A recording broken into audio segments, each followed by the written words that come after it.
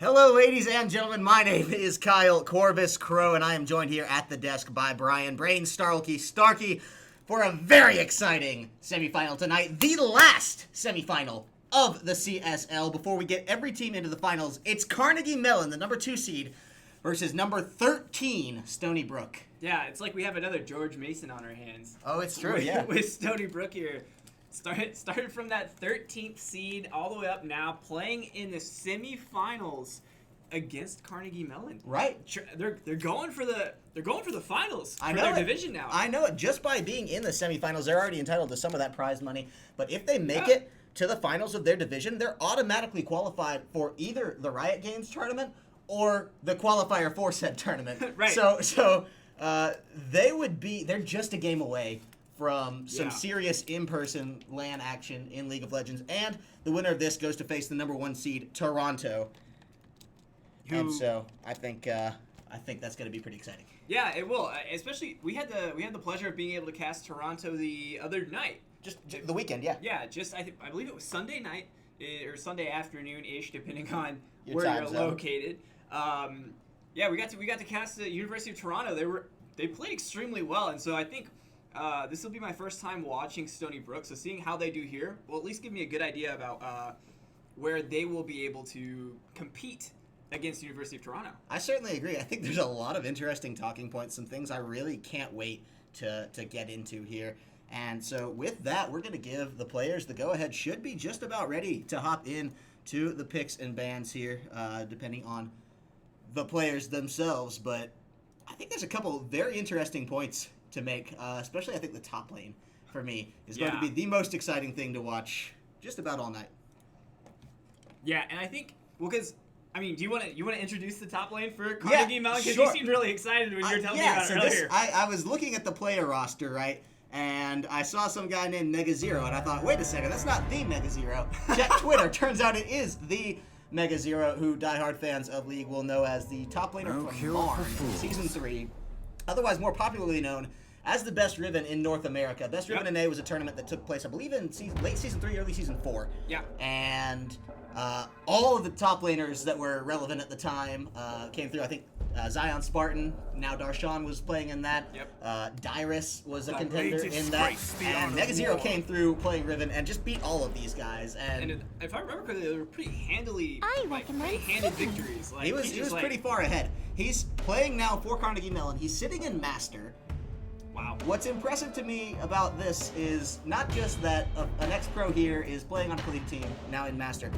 Meru, on the other side, is actually Challenger rated this season. Oh, the top lane! Oh my God, this is going to be great. This is going to be a really exciting and explosive top lane. The Pantheon is actually no surprise banned out from Carnegie Mellon.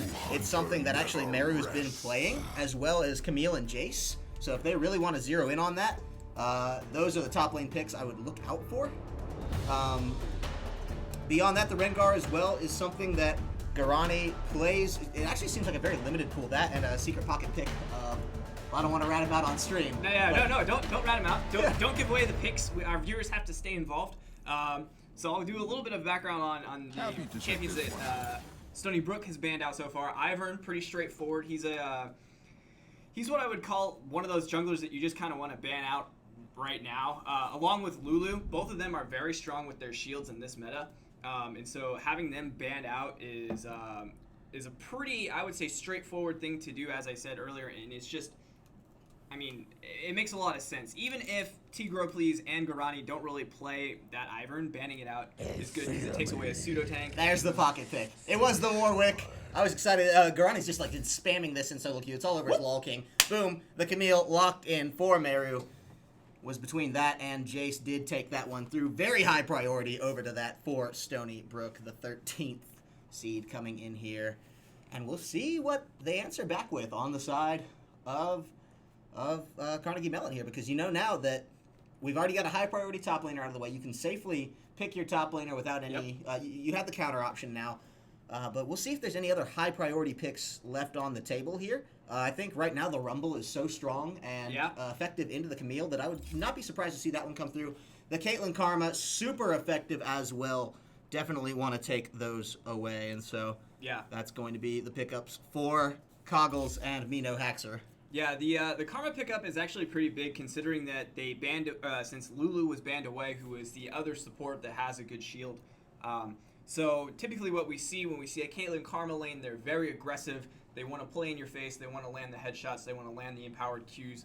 They want to abuse you under your tower. They want to abuse you when you're not under your tower. It's just a steady cycle of geographically independent abuse. Yeah, that's right. And that's kind of what I was going for. And I mean, Nami is a good pick into that, though, because she can heal through it. She's got good engage, good disengage. And that's kind of what you need when you play against a Karma who is kind of able to, like, pseudo-engage by using her link, her soul link. Yep. To just kind of root you in place if there's a problem. Like, right. No big deal, just use your bubble. And right, Nami has kind of the option to just stop things dead in their tracks there, move them right about, and not take too much damage away from it. We'll see what comes out next. Likely going to be the jungle and top lane drafts coming out from the side of Carnegie Mellon. Nothing too unexpected there should they leave their mid lane as that last counter pick on the table. We talked about the Rumble as an option that may come in as well. Something now for Carnegie Mellon that's a good response into that Graves. Some jungle bans, Rengar and Warwick, Ivern off the table. None of those champions are in the pool, so wonder what we can expect here to see from Tigro, please. Well, you could play the Lee Sin into this. He's very strong early on. He does a lot of good damage against Graves. Also, the Olaf pickup is big. Those two are very good. Kha'Zix is still what I would say not super favored in the meta, but he is a good pick to try to counter out some of that early Graves damage and make some effectiveness. And if we see the Lee Sin pickup, and Garen being so they actually did that. I thought they were just messing around. Likely going to be the Garen for Mega Zero here. Not entirely sold on it. They have told us that placeholders are a thing this game, and so standard, that's the Ahri, but they could have agreed upon whatever. I don't want to just take the first unorthodox pick we see and go, oh, hang on, that's just a placeholder. Yeah. But I'd be scratching my head if they chose to run the Garen into the Camille. That's not a matchup that generally tends to be too popular. Yeah. I mean, I'm not sure about that. Like, I would say that's definitely not it. If I was them, I'd pick maybe like a Renekton or like the Rumble, like you were saying. Sure. Not necessarily the Garen. So we'll wait to see if that's a placeholder. If it ends up not being a placeholder, I think I'll try to do the best analysis on it as I can. I would not be surprised to see that as a placeholder. In fact, I'm pretty much betting on it. Jhin and Anivia locked in. That's a pretty interesting. Anivia blind is a very risky strategy that Stony Brook's looking to pull off here. Froggen? Hello? Yeah, I mean, Program's just basically said, like, okay, whatever. Yeah, pick what you want because it's not going to matter. I'm going to play this Ice Bird, and I'm going to freeze you into oblivion. Yeah, and I think I'm trying to think about what champions are good right now and what could be played into the Anivia. LeBlanc actually used to be good against Anivia, but then Riot picked her up and threw her into the dumpster in 7-5. So if it's if this is just strange, like pocket pick season, weird things coming out, a little bit of UC. I hope I'm saying that right. UC, Yusui. Oh yeah. Sure, let's go with that. Yusui has been playing some weird things. The Akali is actually one I wanted to touch on. That is something he's just been spamming the ever living hell out of in solo queue. Zed as well, a champion that may come out there, but it will be the Vladimir locked in, and we'll see. We got about 10 seconds. Yep, it's a placeholder pick. So we'll see what it equals. And that's something I was gonna suggest Zed as a good pick into the Anivia, but looking at the overall team comp that Carnegie Mellon is running right now, they have a very AD heavy comp with the Caitlyn, with the Lee Sin, along with whatever the top laner is, are all very strong right now. Strong and also very AD focused, and so you don't want to run like a Zed into that as well, because then it's really just like one single path. Gotcha. For itemization, like you only have to build armor, right? Well, getting word from the players that it is not going to be Garen top, it is going to be Gragas top. Oh, close to one another. All right. But only in name, not really in playstyle. Gragas actually, I think, adds a good amount that Garen may have been lacking to that composition. Still just a little bit of preparation coming out from the players. I think actually one of them, the reason this is happening, they actually have to buy Gragas in the store. And so that Well, it happens. It happens to the best of us. It These does. are not unlocked pro accounts by any stretch. Right. They do not have every resource at their disposal. And so in this case, it's going to be a whopping 1350 IP right down the drain for Mino Haxor, I believe. I don't know. I'm just going to say I'm a little bit concerned if the person who's supposed to be playing Gragas top doesn't have Gragas top. Well, no, because it would be the support who doesn't have Gragas, because he's trading. Oh, but I was gonna say, like, if we're completely redoing it though. Oh yeah, well yeah, there's no harm in doing the trade. You're absolutely right. Yeah. Anyways, hopefully that's not the case. So the Gragas actually brings lots to the table. Brings him as a tank, a good engage, good disengage to help peel off that Camille. If she's able to get onto that back line.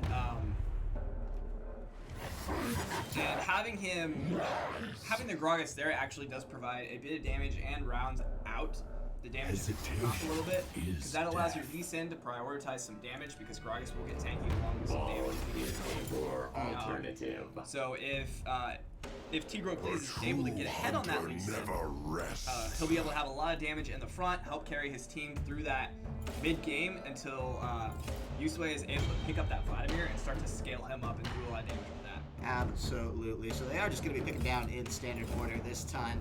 Around, no big problems seeming to pop themselves up. Here, compositionally, this solves a little bit of that AD heavy problem you were talking about from the side of Carnegie Mellon here. Yeah. Gragas in the top lane still builds relatively AP. It's not AP burst Gragas of the good old days, mid Gragas, where one barrel and then ultimate combo and you literally just exploded. See ya. And I think that was back before DFG was even removed from the game. Yeah. Just in ye old gold days. Bless. Oh, miss it. Nowadays, it's still running a little bit of that route, but just not as bursty, more tanky. Yeah. Much better team fight utility sort of top laner, and something actually I think the side of the Carnegie Mellon will really benefit from, right? The Lee Sin is known for falling off into the later game. Gragas is going to sort of patch a lot of those holes, I think, that Lee Sin's going to show in this composition. Meanwhile, Vladimir and Caitlyn are going to do the job that their team needs of just picking off anyone that sort of they can get their hands around. Right. I agree with you a little bit saying that Gragas is going to patch some of those holes. I think Gragas patches some of the utility holes that this team comp has right now. So Lee Sin, like you said, does fall off a little bit in the later game in terms of damage. Gragas doesn't really ramp up with a lot of damage. He has some good damage come like mid and early late game, but once late game comes, he's really not able to do what he was prior to that. And I think he brings a lot more consistent CC than Lee Sin does, and it's a lot safer because he can use the was it the barrel toss? What's the Q? His Q. Exploding casket or something to that degree. Yeah, something with exploding and casket in it. Yeah. Or casket would be a little bit more morbid. New Gragas skin incoming. Oh God. Please no. So yeah, he can use the barrel roll pretty much to help disengage using some slow, providing some more CC. He can disengage using the body slam. He can do percent health damage with his W. So he is going to be able to provide a decent front line for the side of Carnegie Mellon, because they really don't have anyone that would be a good front line right now, leaving Gragas to really be your only tank. But it's almost the same thing on the side of Stony Brook. They have the Camille, which turns into a like damage tank, and Graves is a damage tank. But I mean that's really it, right? Otherwise, the other three members of your team are squishy: Anivia, Jin, Nami. Nami's not exactly the tankiest character. No, not something that you can really be looking to slap your face against the keyboard and come out still with 75% health. Yeah, exactly. And so I think that is that's something to watch. For me, it's how does this, like the storyline that I really want to pay attention to, besides Meru and Mega Zero in the top lane on this Gragas Camille matchup, but is also Program and Yusui on that Vladimir and the Anivia matchup. Oh, absolutely. In that mid lane. Because depending on how well Vladimir is able to kind of deal with the Anivia will really dictate how this game goes. Because if Anivia gets ahead, it's very, very brutal. She lands a Q stun, and then she can combo that with her Ice Pick, and it actually does increase damage if you're slowed or hit by one of her previous abilities. And so you have to be very, very careful about that. And with the degree of wave clear that she's going to be bringing to the table, if she does get ahead, it's going to be so hard to take that advantage back from her, because she's, even at worst, just going to be able to sustain this slow drip of gold coming in from minion wave after minion wave after minion wave. I agree. And with that, I think we are going to hop into a couple of commercials before we start into Game 1 of Stony Brook versus Carnegie Mellon. Ladies and gentlemen, hang tight. We'll be right back. Ben, Sam, and Ken are on separate journeys to defeat the menacing Vile Dragon. But let's just say luck isn't on their side. If only there was a way for them to find each other and band together. Well, that's why there's Band. It's a mobile app that allows people to come together using common interests. With Band, you can find fellow gamers, chat, schedule gaming sessions, and conduct polls. Stage epic battles with friends while sharing videos and photos along the way. So try Band today. Band. Be together.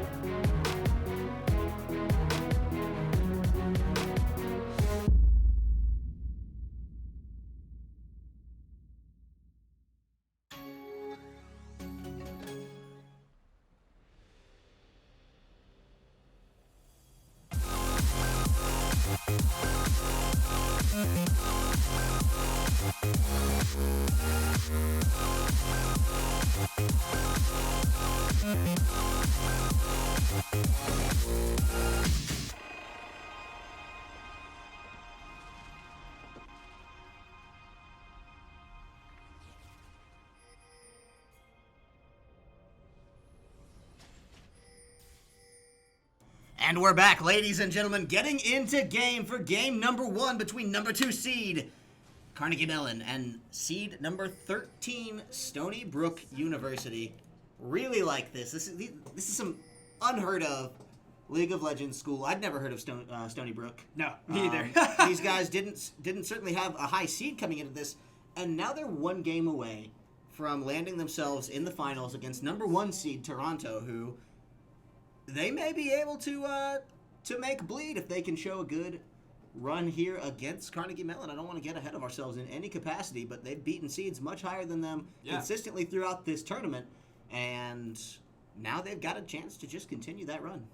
Yeah, I think so. And I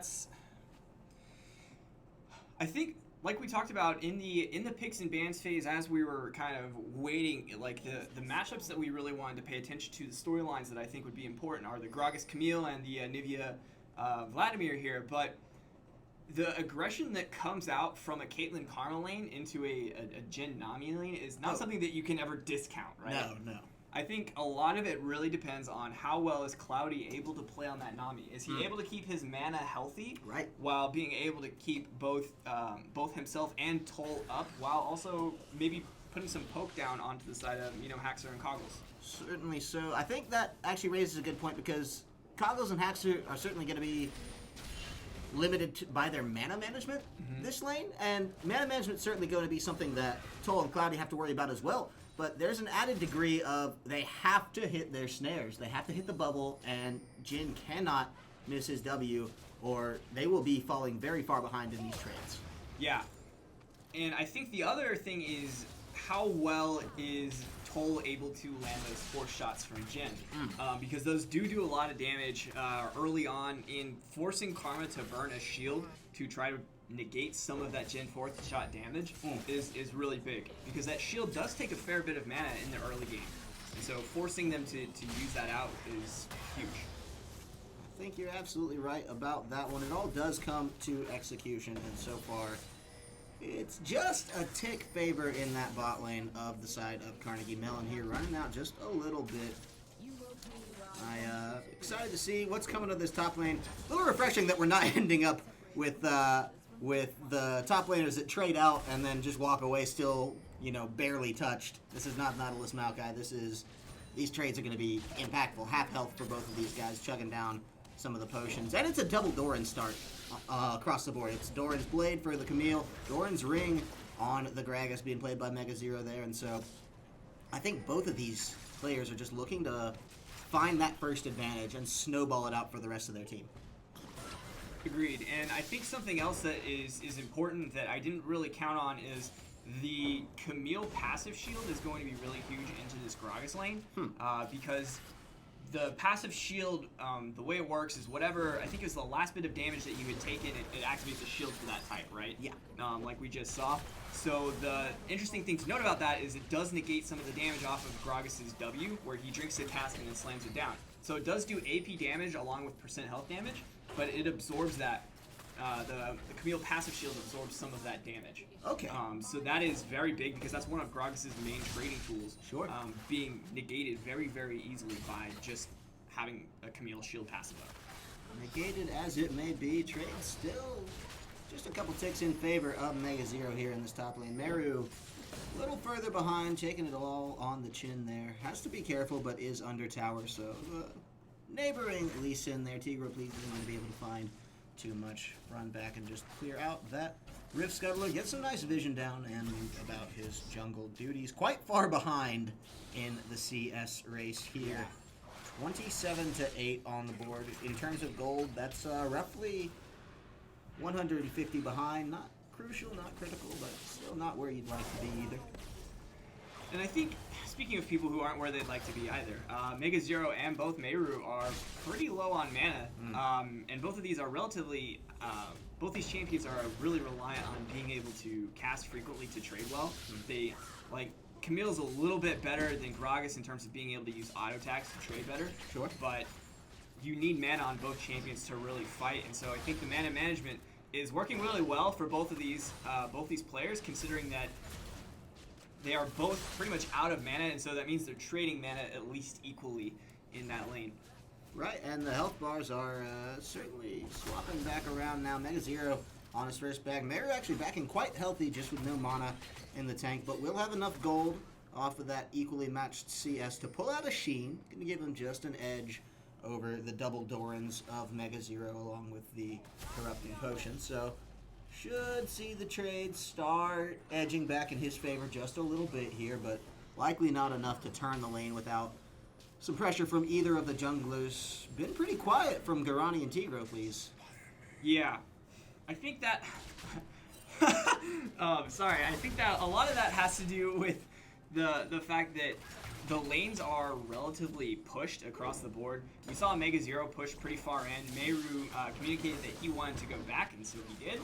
And there wasn't the opportunity for Garani when he was in the top lane to really come in and execute a gank, because Meru didn't have any mana. He wasn't able to help counter engage, able to do anything there. And so, I mean, both junglers kind of ended up on the wrong side of the map with their laners in the wrong part of the lane to try to make a gank happen.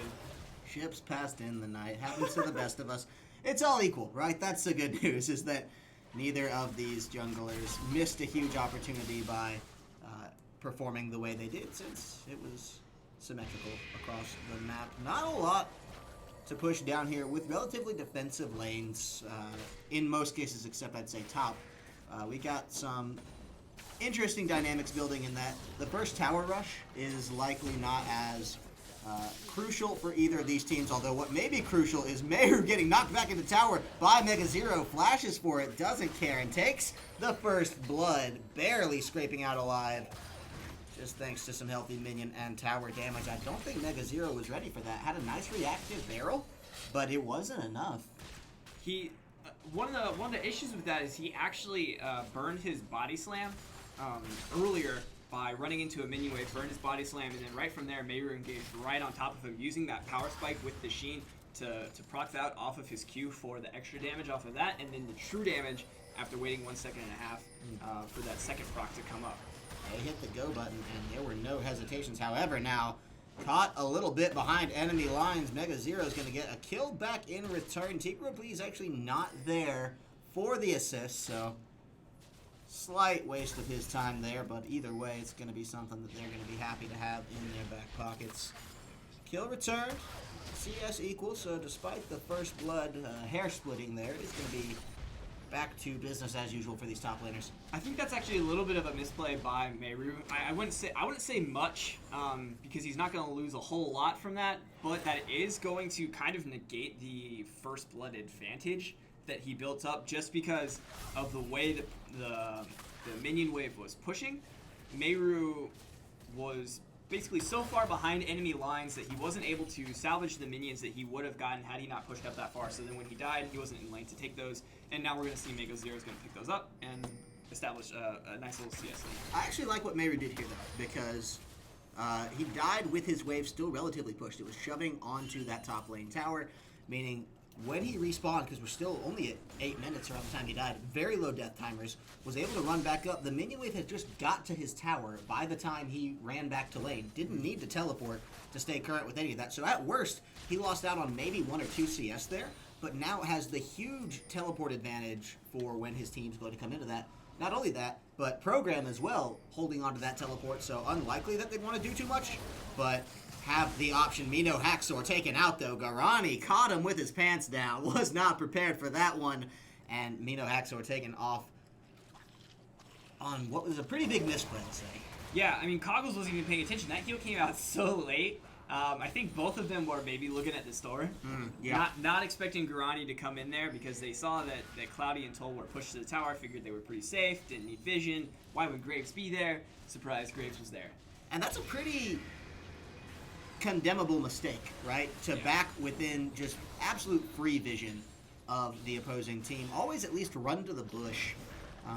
You never want to give up any free information that you don't have to, so to just stand there in the middle of the lane and run it right on back was not advised from the side of Mino Haxor. A couple seconds could have and would have saved his life in that regard. Garani capitalizing off of that. But after a return to base from him, actually not going to be here for this Ocean Drake, so it should be a pretty sneaky takeaway coming out of the side of Carnegie Mellon here. Well, Cloudy actually is going up, but you're going to spawn it out. Doesn't matter. Not able to make anything happen with it.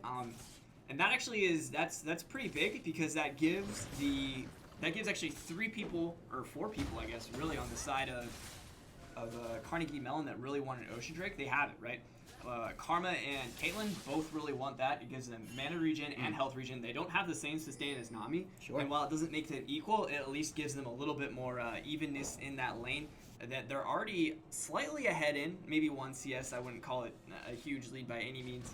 And then having the Ocean Drake on the Vladimir is good, and the Ocean Drake on the Gragas is really good too because it'll give him that extra mana regen to do a little bit more spell spamming. Sure, and while we're still stewing about this Ocean Drake a little bit, I actually think it's a pretty huge oversight from the side of Stony Brook to let that go because they have double teleport advantage right now. Yeah. Not just single teleport advantage. It's not like Meru could have just gone down there and turned the tide of the fight. Program, despite the fact he probably didn't need it, also had it in his back pocket. I mean, it was just, they didn't have the vision. They thought likely that the side of Carnegie Mellon wasn't going to go for it, or maybe they just decided it wasn't so important. However, that's a mistake they can't make again. It's a flash in from Meru. They're getting in onto Mega Zero. They're coming in the teleport out of the side of Program, but it's a little too late as Tigro pleases. They're on the return and finds the kill. Gets the credit this time around where he did not last time. And Meru giving up his team's second death, and the second death of the game overall for him. Yeah, he did have to use his flash to try to engage on that. Burned it for no reason. Mega Zero didn't get anything. Didn't burn his flash. Tigro Please didn't burn his flash. There wasn't a whole lot of urgency coming out from the side of Mega Zero and Tigro Please because they were very confident in their ability to deal with that game. Right. And Program maybe not exactly on the same page as them. Yes. I would say slightly on the same page, and that he did make a teleport and tried to make the effort, but it just wasn't there. Well, this could be big. Teleport has come out from Meru. They're trying to keep the gank in motion from the side of Stony Brook, but Meru's not able to get in time with the low health bars of Toll and Cloudy. So all in all, this is actually a very big waste if they can't capitalize anything off of it. Thankfully for the side of Stony Brook, Mega Zero's followed down. But not so thankfully, this tower is at exceedingly low health, and it's up to Meru now with some support from Toll to try to save this thing. They're going in. The Lee Sin does not connect the Sonic Wave, but the health bars are chipped out due to some long-range harass from Haxor and Coggles, meaning that it's a precarious situation that the side of Stony Brook finds himself in as this next minion wave pushes right in. A couple more shots will do it. They say, gold advantage be damned. We're all getting a slice of this, and run right out. First tower of the game going well into the hands of Carnegie Mellon. Side of Stony Brook unable to find a response. That's not that huge of advantage just from what we've seen because Stony Brook actually was in a good position there to at least try to defend the turret. They did a good job of phasing it out, but the turret is just so low, and the siege power of having a Caitlyn on your team just works against you so hard in that situation where your tower only has like 500 health. Sure. Like you don't want to try to fight that unless you get a hell of a good engage. And with Meru already playing his hand, showing himself at that tower, and then taking some chip damage from both Mega Zero and from Coggles, he wasn't able to try to counter engage really. Well, you talked about hell of a good engage, and we saw Toll and Cloudy try for at least an engage. I wouldn't call it a hell of a good one, but they did run out that tidal wave. They did call in the curtain call as well, just because they thought Meru would be around to make something happen with it, but they did not have the follow-up, the health bars, the mono, whatever the reason for hanging back was, it was crucial. And now the lane swap is going to mean Meru has a headache and a half on his hands. And I think the interesting thing to note about that is as we do see the lane swap, first thing, we typically see the lane swap happen in the mid lane, but they did decide to rotate it to the top, which actually makes a lot of sense. The Anivia is pretty much, since she already has her Roa built, next she's going to build into a Blasting Wand and the Archangel Staff for that extra safety. But shutting down Camille, it's really just more about trying to slow her down at this point. Right. Because no matter what you do, Camille is going to get really strong and be a headache and a half, as you say. So in that case, I think it's really just how do you deal with that. And the other point to bring it back around to what you were talking about with that kind of good engage coming out of the side of Toll and Cloudy. Those are your words, not mine. I said engage. Well, I did not apply any modifiers to that phrase.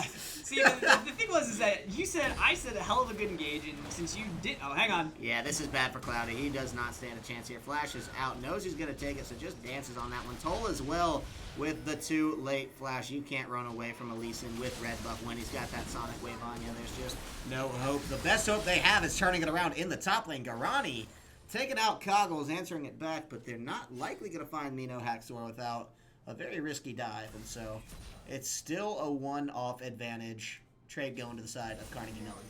Yeah. And that actually swings back a little bit. We saw the whiff tidal wave, or the tidal wave come way too late from the side of Cloudy. And that actually brings me back into the same point I was going to talk about earlier. That's a lot of damage. Under tower. Nice job, program, but is it nice enough as Tigro pleases there? That's the flash you want coming out of the side of that Stony Brook. Third time is the charm in that regard, and they finally find one that gets him out to safety, but Tigro, please, has been everywhere he needs to be these last 5 minutes and has been making huge waves for his team. Yeah, and that's what you want to see out of Lee Sin early. Being able to apply that pressure, get kills, burn flashes, using those sonic waves, making things happen around the map. That's what you want to do as Lee Sin, because he will give you those small advantages early on in the game that we talk about that really help you bring that mid game to your full potential. Sure. And being able to siege up those towers and basically win fights without really having them, because you're just basically telling the enemy team like, you can't fight this because you don't have the summoners, you don't have maybe some of the gold or CS that we have because our Lee Sin applied enough pressure.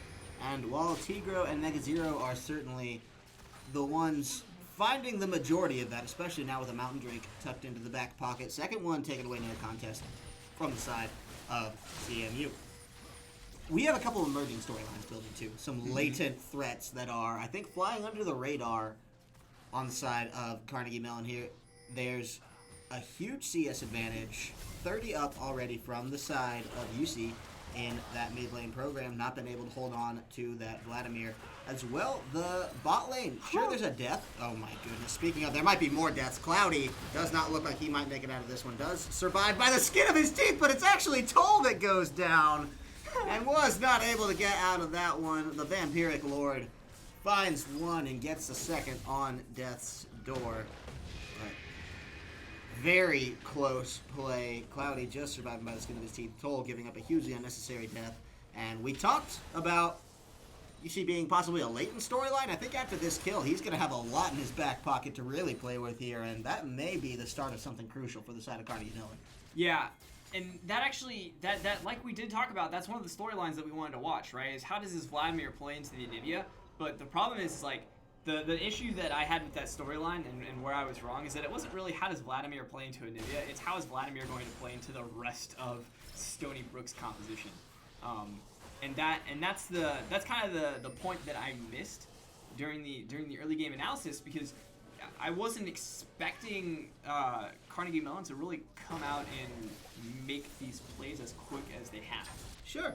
It's hard to gauge exactly what we're going to see when we see here in the semifinals a number 13 seed squaring off against seed number 2. It's like, okay, yeah, they're seed number 2, but these guys shouldn't even be here to begin with. Like, they obviously don't deserve seed 13, right? In a perfect world, being in the semifinals would guarantee them automatically seed number 4 or higher. At least, right? Right, yeah, at a minimum, that's 4. So we expect possibly a closer game, but the side of Carnegie Mellon has a lot of experience on their roster, and they're playing it damn well to begin with.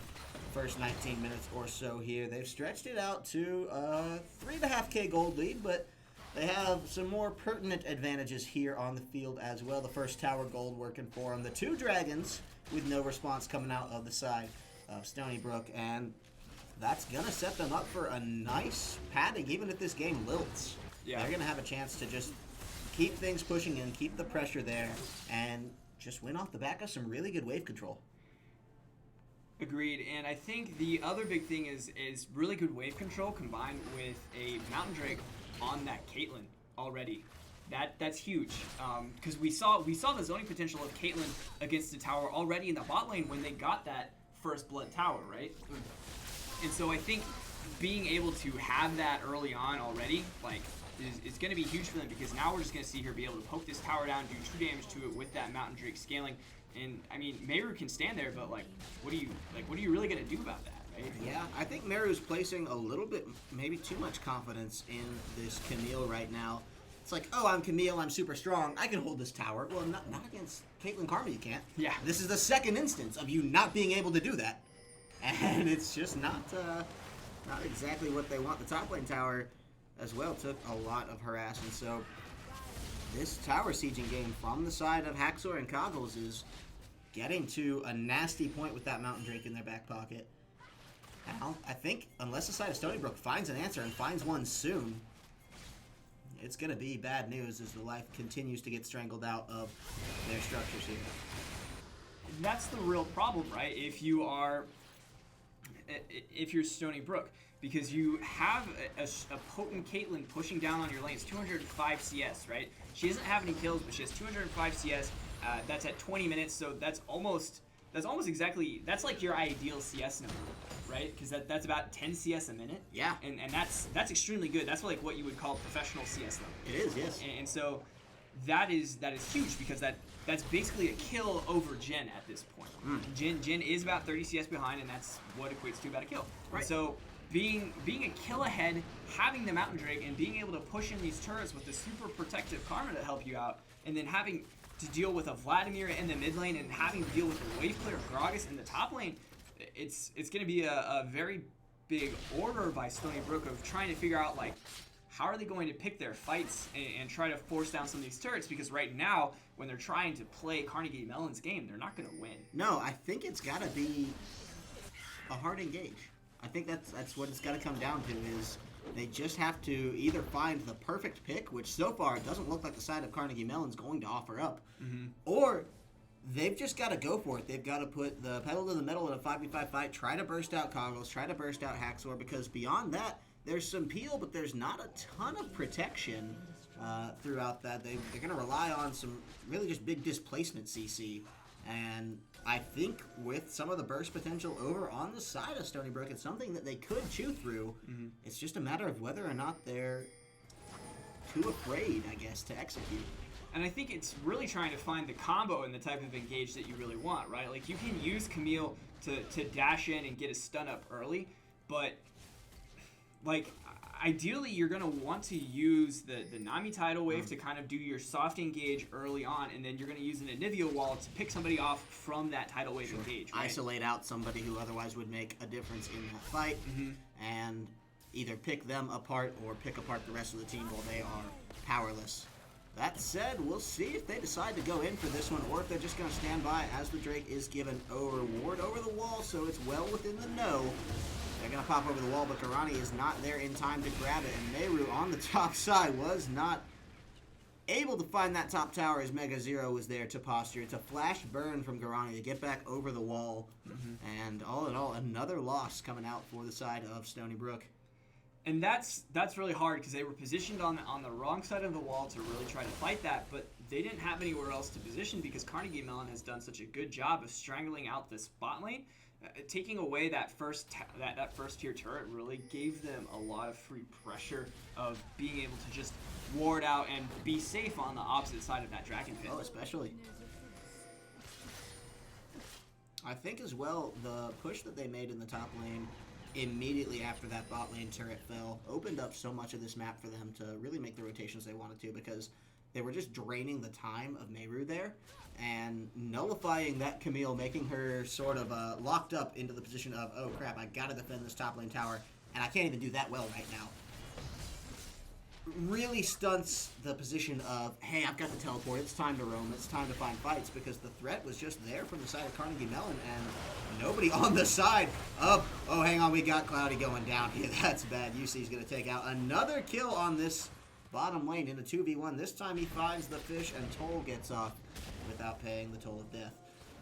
But either way, they got to find a way to stop that, because UC is just going to be able to run all over them. Now a second kill in his hands, a Leandri's Torment hanging over his face there, and 272 CS. We talk about 10 CS a minute. That's way better. Speaking of way better, Mega Zero's found a really good engage here. It's Tigro Please as well. Garani's gone down. They're caught up in the Anivi ultimate though, and that might mean Haxor goes down. No, it's a really good safeguard. Can he find the ultimate shots coming out of the side of Toll? It looks like not yet, but Tigro Please is going to be taken low. Meru as well, trying to salvage something out of this. Not going to be able to, and just like that, Mino Haxor survives on a miracle sliver of health due to some nice shielding, and the side of Carnegie Mellon get off scot-free yet again. Yeah, that's huge if you're Carnegie Mellon. Like, you basically ran into their jungle, got a catch, were in a pretty bad position actually in terms of trying to team fight, and then still, like, walked away scot-free. That's huge. Cloudy didn't have his tidal wave for that type of engage that we were talking about. We saw Program miss a wall to... He used a wall to try to save a teammate, not necessarily cash out an opponent, right? And that didn't leave them any of the options that we talked about. Oh no, here he goes again. UC's found Program, at least burns the passive, but now with the tower down, has an escape option. Garani is trying to find him, instead takes out Coggles with the downtown snipe. And while they return a kill back, it's still a tower down. That's their 4th one loss so far, and side of Carnegie Mellon shows no signs of stopping. Meru really trying to stop the bleeding in this top lane. His team really trying to stop the bleeding everywhere else, and none of them finding any success at it thus far.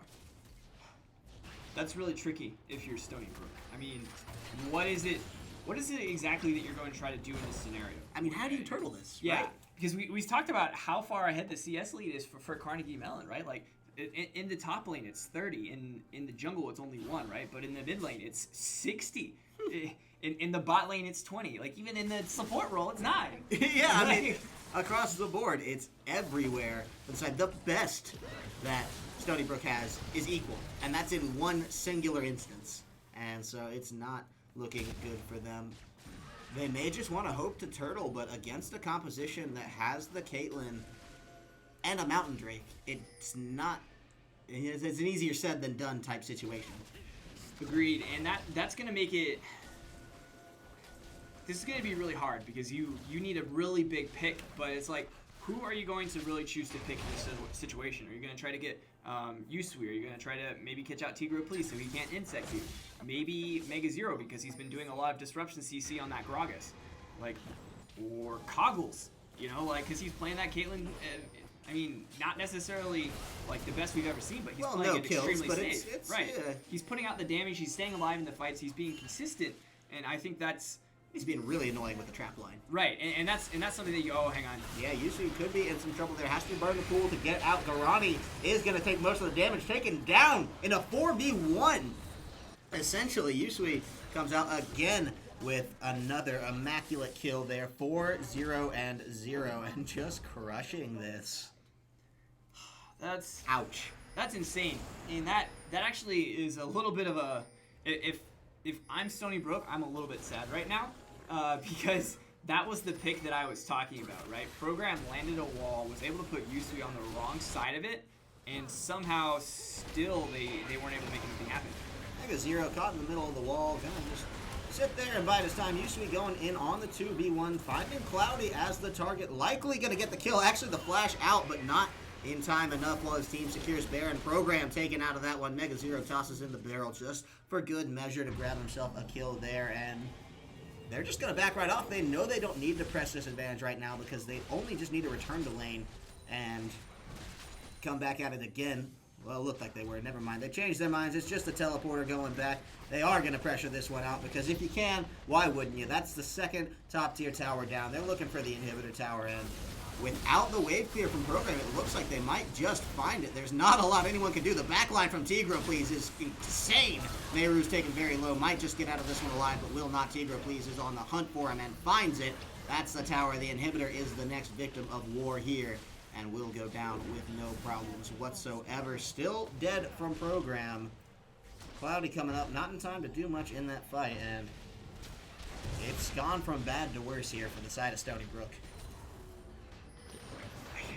Man, this actually kind of sucks because it's like if you're Stony Brook, honestly, I would just be looking towards the next game. Right, you got to start thinking about game 2. Right, and after that Baron fight, like even the precursor to the Baron fight, where you got that pick out on Yusui and you couldn't kill him because he had Zhonya's, because he had the Hextech Protobelt, because he had the Leandries. Like, he had so many escape options. He had the Vlad pool. Right. Like, I mean, like, he has so many disengage options that even though you caught him out, you couldn't do anything about it. And then you ended up losing someone in the process. I think his best disengage is the amount of damage he can do to your damage. Yeah. That's his, it's just, you can't lose a fight if you kill him. Yeah, that's right.